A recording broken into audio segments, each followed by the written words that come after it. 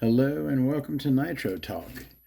Today we're going to be taking a look at the Pico 12 RC Speed. A bad little mofo right here. If you're into nitro engines, vehicles, anything at all to do with the nitro side of the RC hobby, please give me a like and subscribe. I'd really appreciate it. This is a pretty old engine. These RC Speeds came out mid-late 90s. Very, very good engines. This was RC10 GT or stadium truck racing, even touring car racing. These things were dominant. And not that they were the fastest thing out there, but they were way up there. These are very strong small block engines. Now, this particular one had a few issues when I got it. The main one being the carburetor. It had a metal sleeve that goes outside the plastic here, and that was all mangled. And as you can see, I got my light on, but because it's black, it's hard to see. Is my flashlight handy? There you go. You can kind of see the dent on it, and it's not rounded. My other light isn't plugged in. Let me get my second light going. Maybe that'll help.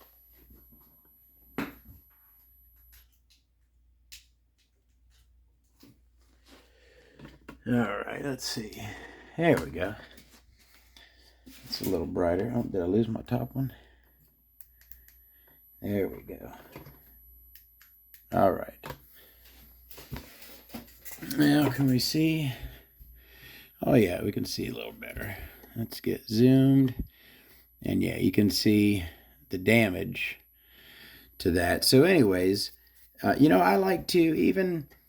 so obviously this carburetor is damaged, so I'll be putting a different carburetor on it. So I don't want to show you the engine with the different carb, like, that's how I'm going to run it, but I want to show you all the original parts. So let's go ahead and look at this original carburetor so you can be familiar with the Pico 12 RC Speed, fully every part of it, including the carb. This is the slide, or the rotary carb. I believe you could also get this in a slide, although I'm not positive on that. It was a very popular engine, so I would assume. Now, Pico carbs, these older ones, have this side plate that's held on with two screws where the high-speed needle is. That's kind of a unique design. And a very tiny low-speed needle. You almost need like a little eyeglasses screwdriver to get at that thing. It's really small. Not very large. For a 12 engine, it's properly sized. But I will be... Now, the carburetor was messed up, and the last time I put this up, I actually ran this engine. I think when I ran it with the Kyosho small block carb, which also fits it. But I then put the Serio small block carb on it because the throat on the Kyosho is a little short, so there's a gap. But this one, with a proper nice fat O-ring, it seats perfectly. It's perfect length for the throat. So anyways, this doesn't go with the Pico 12 RC Speed, but just a quick peek at it. It's a Serio small block, removable Venturi, 3-needle small block carb, the little plus high-speed needle. All right. And the other thing on this engine, when I remember a couple years ago when I originally messed with this engine, banging the ever-loving crap out of this thing. You can see plenty of dents on it, and those were me. I banged the crap out of that thing, and it just will not come off. If I put my flywheel remover on it, it just bends the teeth, the hooks on the end. I even today, before I made the video, gave it one more shot, put a wooden dowel right up against it. That's how I do it now. Instead of just taking a hammer and going bare at it, I take a wooden dowel and lay it right against the flywheel, and then I'll hit the wooden dowel. Bang that a few times until the wooden dowel started breaking. That flywheel just will not come off of there. So I'm not going to fight it anymore. It wants to stay, it'll stay. We can get a look at the crank. Not a whole lot going on with it. No fang, doesn't appear to be opened up. And the kind of an, almost looks like, if you can see like that, that edge right there, almost like it comes up to a little point, but no shark fin. Both edges, leading edge and trailing edge, look plain from here. And, no fang, no open up on the window. So, fairly plain crank, although this looks larger almost. And these are odd bearings on here. This bearing's stuck on there too. These are not standard size bearings that are on current clutch bell bearings. Clutch bell's weird too. So anyways, I'm going to go ahead and put it back together. It's got this, well, it's a nice tight spring on there. Probably why this thing ran so great. Nice tight spring gives you a great bottom end. So throw those clutch shoes back on there. And I don't even know if I'm going to be able to put this on, because it has one of those, it's got a spacer here that goes on it. And then it's got this circlip, is that what those are called? That takes a special tool to put it on. I don't have that tool handy, so I'm just going to see real quick if I can manage to talk it onto there.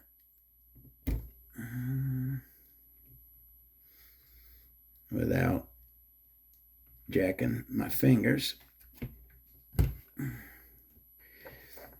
Or with jacking my fingers, usually. Yeah, okay, I got it on there. Okay, there we go. Nice in the groove. All right, so that's the clutch bell. Well, bearings are still good, at least. All right, crankcase. It's a side exhaust engine.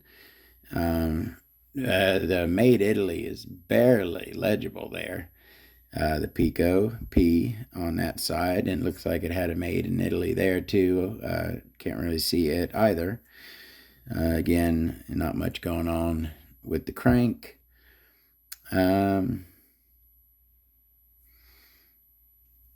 These look big, blocky squares. All right. Yeah, let's go ahead and get a look at the rest of this before I put it back together, right? I always love the head on this. That baby blue is gorgeous. And I kind of like how they went without the shine cuts. Just got some nice blue in there. You know what I mean? No shine cuts on the side. The cuts are there, but they're not shine. They put the blue on them. I think it looks good. It's a good looking head. Our teeny little 12 piston. Not really knife edged on the rod. Pretty flat. Not super meaty, not really thin either. Kind of mid on the bottom end.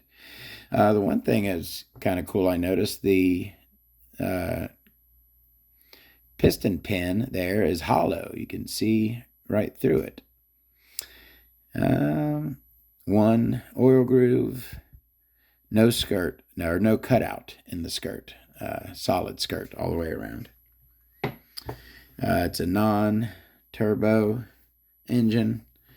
Has 2, maybe even 3.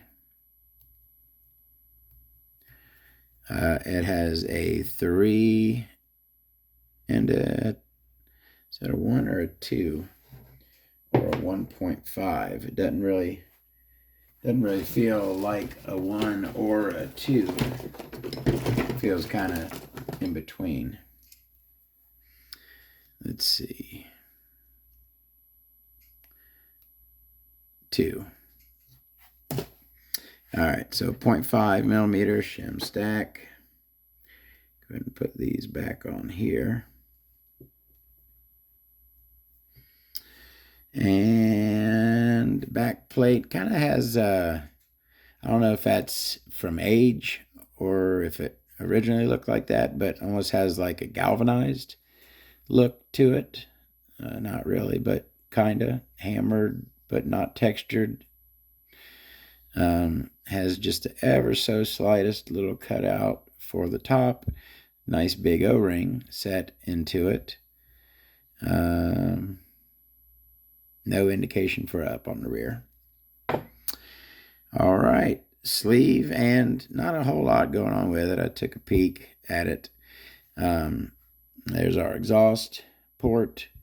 It is wider at the top than the bottom, but no dog ears, no peak in the center. Just kind of standard exhaust, nothing wrong with it.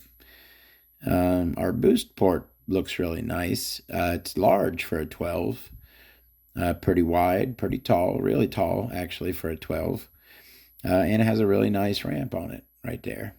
It's a good looking boost port, intake port. Our Schnurley ports leave a little to be desired. They have a nice angled cut to them for sure, but no fang, no ramp on it. So this is one that could use a little touching up if one were so inclined. But yeah, there's our side Schnurley ports, just kind of, good angle cut on them. Nicely cut, nice edges, no ramp or fang. We do have a nice ramp at the bottom of the sleeve. The bottom of the sleeve is tapered nicely. Alrighty. Go ahead and throw this thing back together. And like I said, I ran this thing. What did I run? I think I ran it in a Nitro TC3. And I tell you what, I really loved running this engine. It ran beautifully and had great power, really good power. I was very impressed with the power on this engine. Better, I also ran, I'll be honest, I also ran the Rossi Pixie in that TC3, and I don't remember if it was the 3 or the 5-port Rossi Pixie, but one of them I ran in that NTC3 as well. And the RC Speed here had it. It was the superior engine. And don't get me wrong, that Pixie is a bad mofo as well. I like how this has 2.5 millimeter head bolts for a 12. It's not crazy uncommon, but most 12s will have 2 millimeter head bolts on them.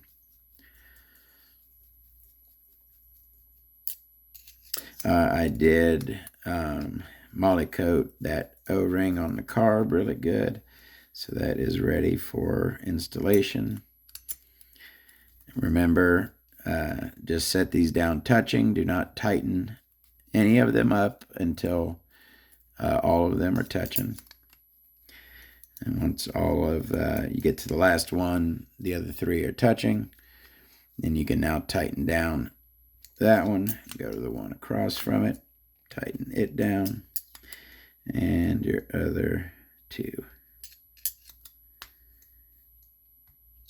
All right. Yeah, that thing still has, what's the test is if it'll hold itself. It has no problem doing that. It'll finally go over, give it a good shake.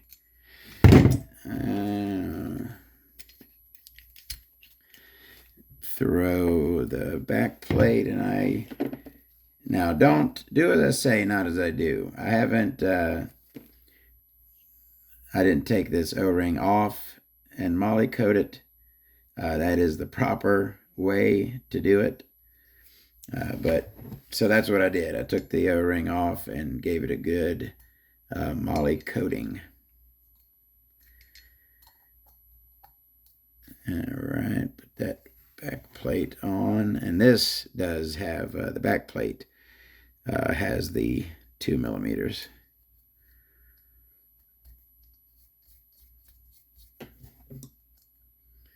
Put those on. We'll throw our carb on. And yeah, I was thinking, I don't believe I've done a Pico yet on the channel. I was thinking about that when I went to do this. Like, what other Picos have I done already? And I couldn't think of any. I don't think I have done any Picos yet on the channel. So there is the Pico. You know what? Let me talk about Pico real quick. And now don't get me wrong, okay? But I'll tell it like this, okay? I have witnessed 3 connecting rod failures in my life. One happened to me on a 2.5 Jado. Yeah, I'll just leave that at that. The other 2 connecting rod failures, okay, that I witnessed were both Picos. Now, I'm not saying that means, Picos have bad connecting rods or anything. I'm certainly not saying that. I am simply stating that I have seen the connecting rod fail on 2 separate Pico engines. All right. She's a pretty good looking, real good looking engine, ain't she? She's a looker. I like that. Love that head, and that serial carb looks great on there. That is the Pico 12 RC Speed.